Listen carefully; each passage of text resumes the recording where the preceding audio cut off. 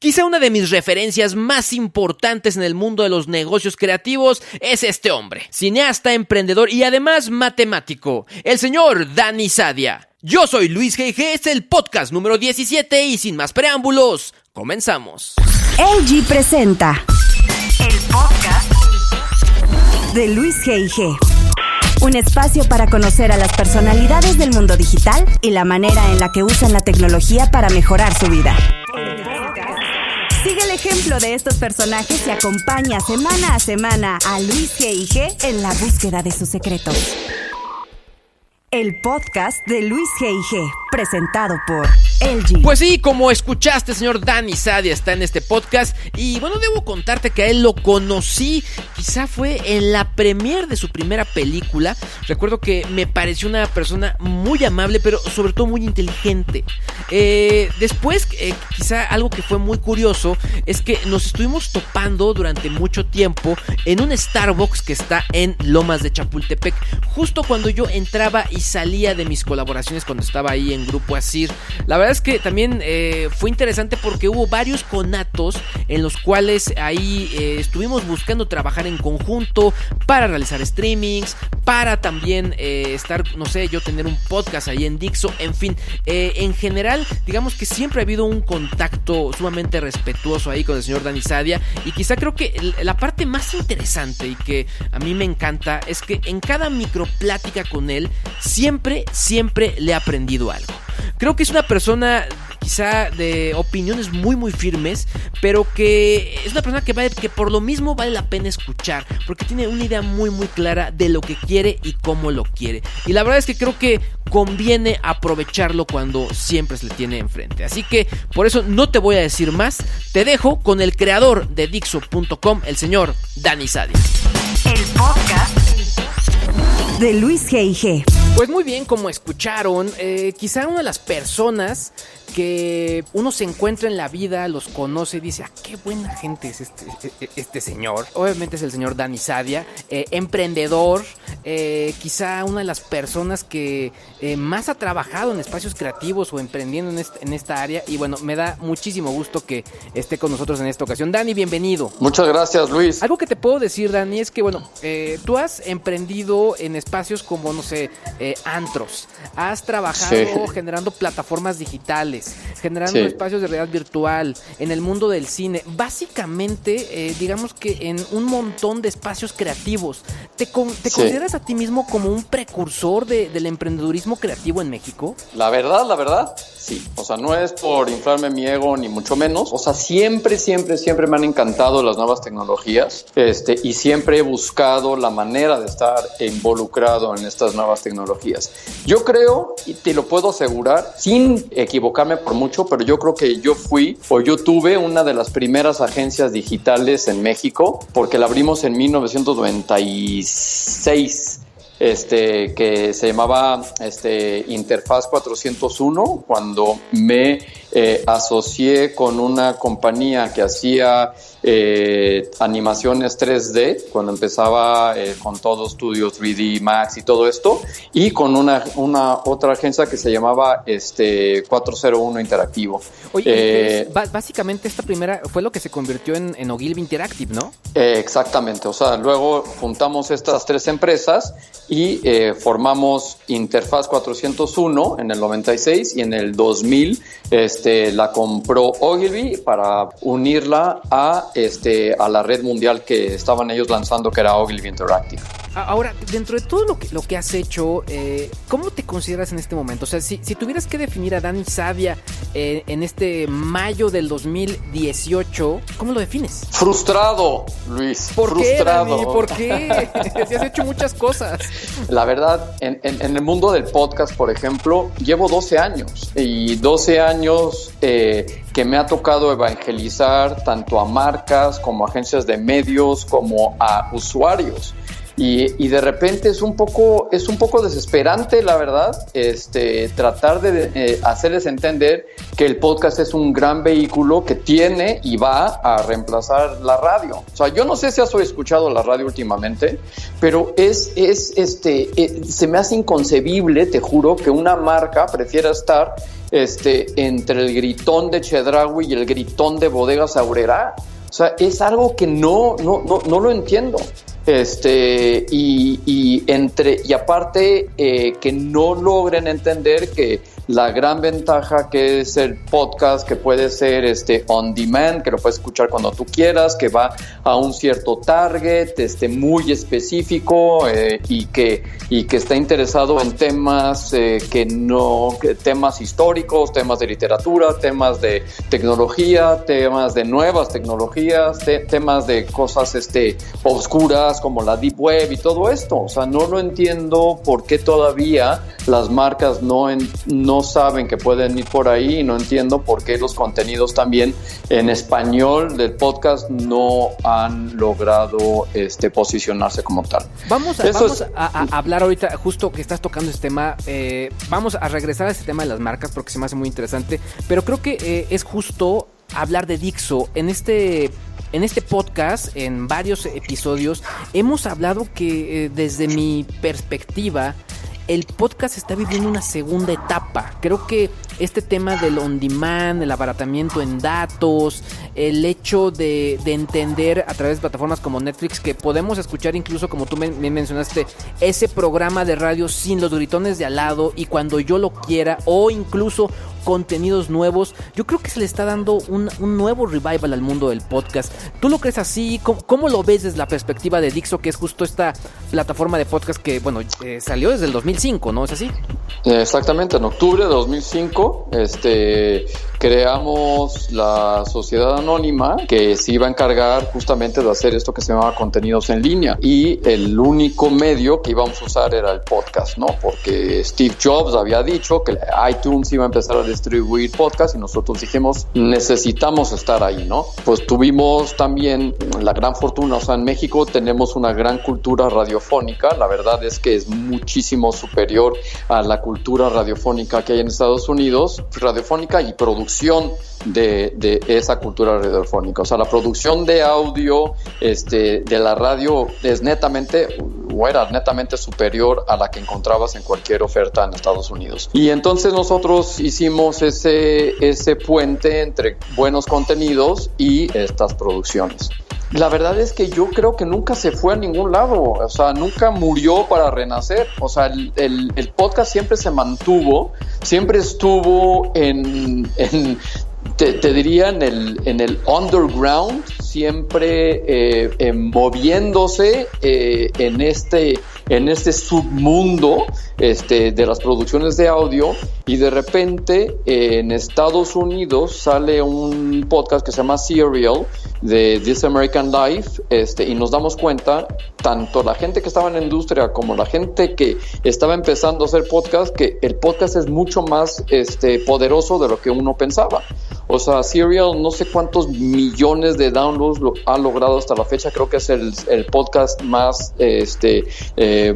downloadeado en la historia, y pasa los 100 millones. Entonces nos dimos cuenta pues que hay una gran industria, hay una gran demanda por estos podcasts, y de repente empiezan a pulular muchos más shows y muchas más organizaciones iguales que Dixo, que eran una red de podcasts en Estados Unidos para entregar contenidos interesantes. Se empiezan a ver podcast networks, se empieza a desarrollar la industria en Estados Unidos como tendría que haberse desarrollado en México. 3 años más tarde o 4 años más tarde, porque creo que sí era 2014, seguimos batallando, y por eso te digo frustrado, Luis, frustrado.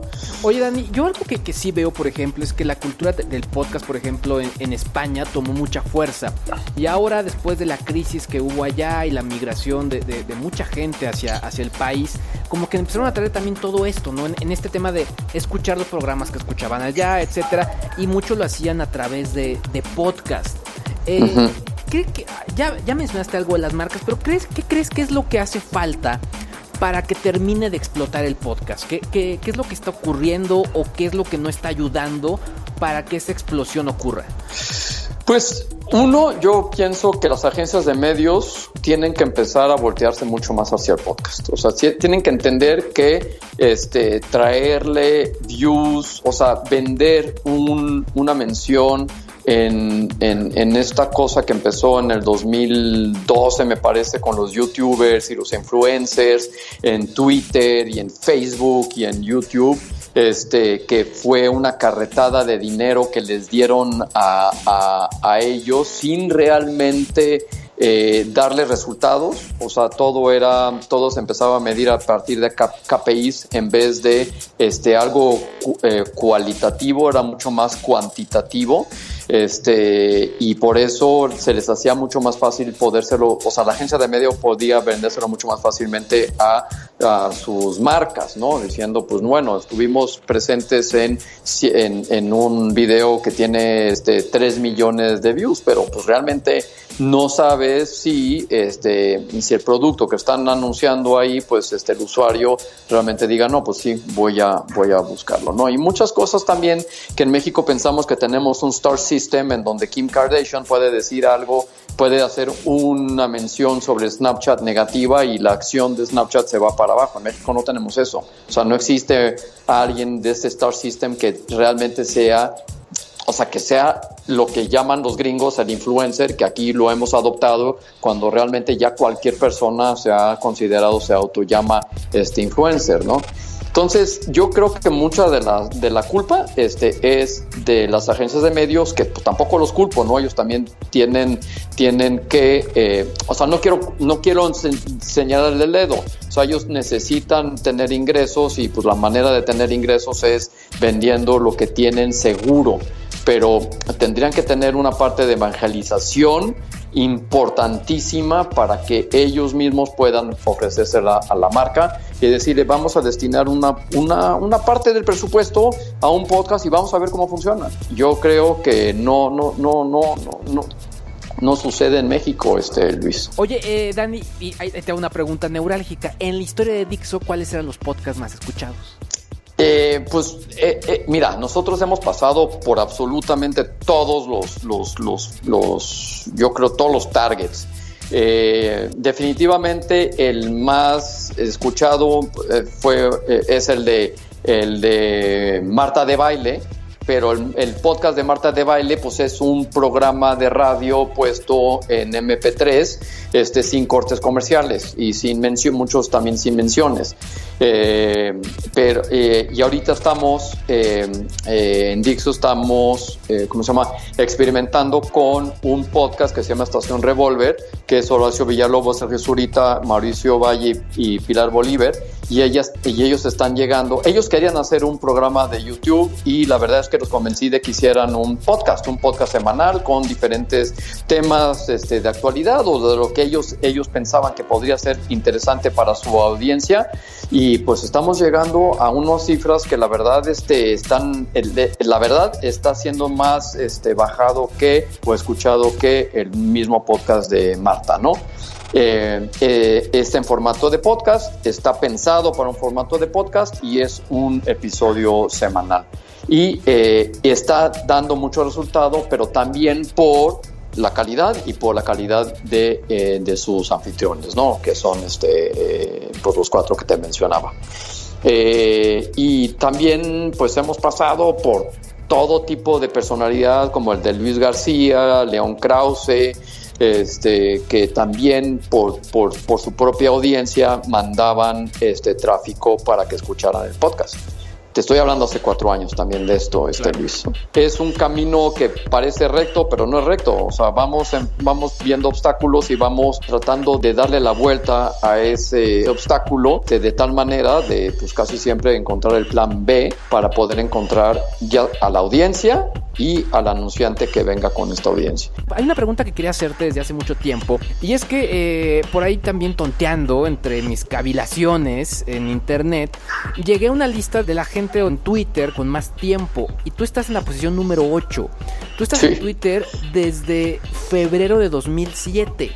Sí. La pregunta es, más allá de qué te llevó a la plataforma, que bueno, pues la verdad es que digamos que creo que la respuesta para todos es muy similar, es de ese lejano 2007, ¿cómo sientes que ha cambiado la plataforma? Hay gente que dice que se va a morir, hay gente que dice que no es lo que era. Yo creo que muchos nos conocimos justo en ese momento, en ese 2007, entre 2007 y 2009, cuando empezábamos ahí y de pronto ir a Twitter era como emitir gritos en el desierto, porque sí, podía existir esa catarsis sin que nadie se ofendiera.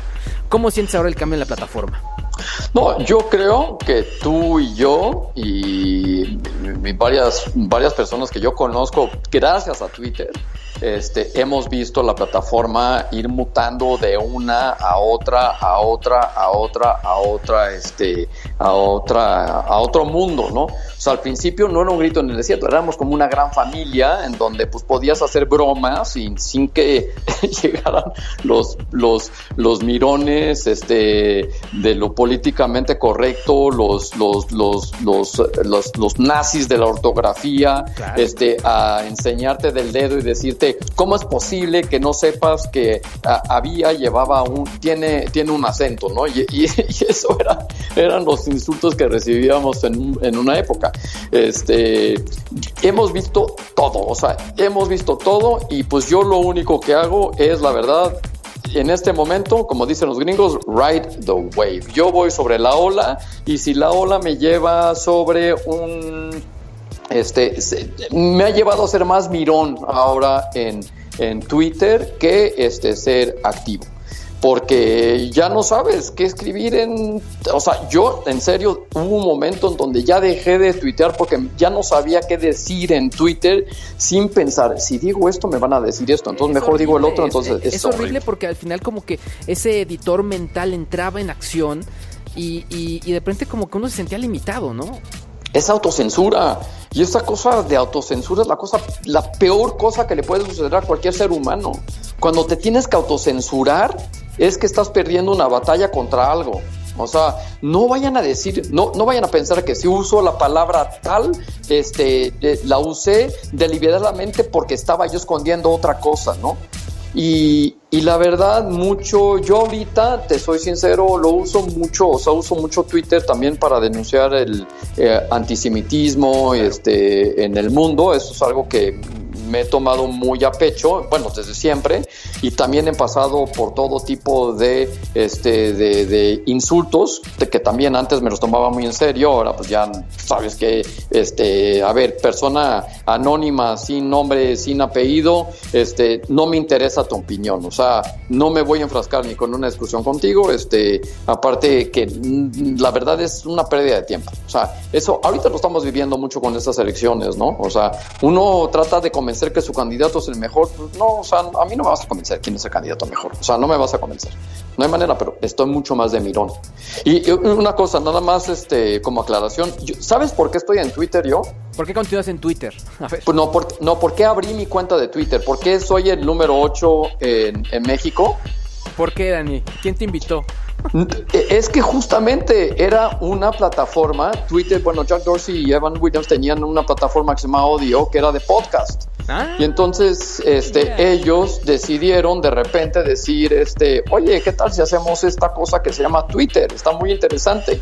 Entonces, cuando ellos lanzaron la plataforma, creo que fue el primer tweet me parece que fue en abril de 2006, y creo que abrieron el momento de poder abrir tu cuenta en el 2000, en octubre del 2006, perdón, y nosotros lo abrimos en el 2000, en febrero de 2007. Mira, por eso estamos ahí. Nada más como para repasar, voy a tratar de invitar a varios de los que están aquí, los conocemos bien, son amigos nuestros, y esta es la lista, sí. el top 10. Número 1, Byte Podcast. Número 2, @anfetas. Número 3, @oso. Él sí, David Sasaki, él no lo conozco. David Sasaki vive en México. Este chavo está muy metido en cosas de Creative Commons y de derechos humanos. Y mira, y en ese tema, el número 4, @leon05. Sí. El número 5 es @isopixel. Número 6, @akirareiko. Número 7, Kraken. número 8, el señor Dani Sadia, @Dani, el número 9, Adán Vecindad, y bueno, el número 10, un servidor, @LuisGig. Pero espérate, ahí te faltan 2, que creo que están antes que yo seguro, porque yo sé, León 05, León Felipe y Soliker abrieron su cuenta, creo que el mismo día. Yo abrí mi cuenta unos cuantos días después de ellos dos. Entonces ahí me falta @Soliker. Y uno que también falta ahí es Eduardo Arcos. También él fue uno de los primeros. Dani, estamos llegando a una parte que todos mis invitados tienen que pasar. Es muy sencilla, pero básicamente pues tú sabes que aquí hablamos de gadgets y nos encanta el mundo de los gadgets. Así que tenemos un tag, que es un tag que junto con todo el equipo de Luis G&G generamos. Son 50 preguntas. Obviamente no te voy a hacer las 50 preguntas, pero tienen que ver con cultura digital, cultura geek, cultura pop, obviamente con gadgets. Están numeradas del 1 al 50, así que tú tienes que elegir 5 números. Del 1 al 50, ¿con cuál quieres que arranquemos? A ver, 3. Las 3 aplicaciones favoritas de Dani Sadia.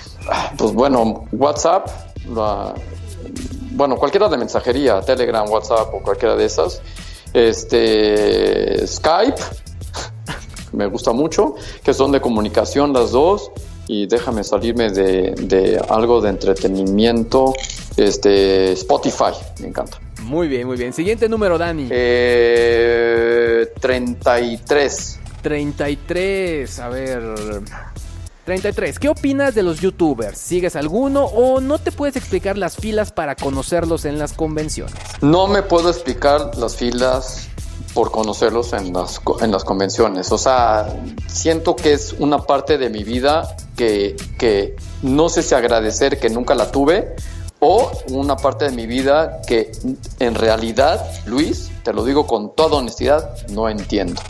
O sea, no la logro entender. Cuando yo te decía lo de Kim Kardashian hace rato, inmediatamente pensé pues ya sabes, en Juan Pazurita o todos estos. No lo entiendo. No entiendo ese amor, ese culto a la personalidad. Es algo que yo nunca tuve. Siguiente número, Dani. Dime. Pues bueno, 49. 49. ¿Jugaste Pokémon Go? ¿Cuál es el lugar más bochornoso o incómodo al que te llevó?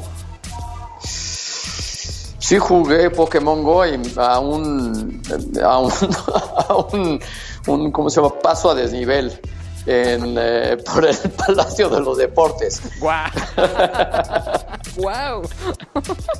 Estimado Dani, muchas gracias. Como siempre, un gusto. Yo, pues la verdad es que te invito a lo mismo que yo me digo, no hay que frustrarnos, hay que más bien unirnos. Creo que estamos en un momento como de unir fuerzas varios. Creo que después de todo lo que ha sucedido a nivel mundial, a nivel nacional, creo que el punto más importante es unir fuerzas y sobre todo seguir compartiendo lo que sabemos y lo que hemos aprendido durante todos estos años. Te felicito porque creo que en general para mí como para varios sigue siendo un ejemplo y siempre una persona abierta a escuchar.